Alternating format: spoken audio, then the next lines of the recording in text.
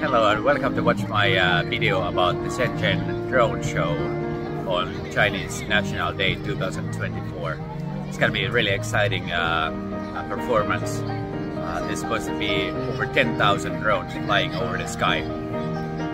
Just a couple minutes left. There's thousands of people gathered here in the park.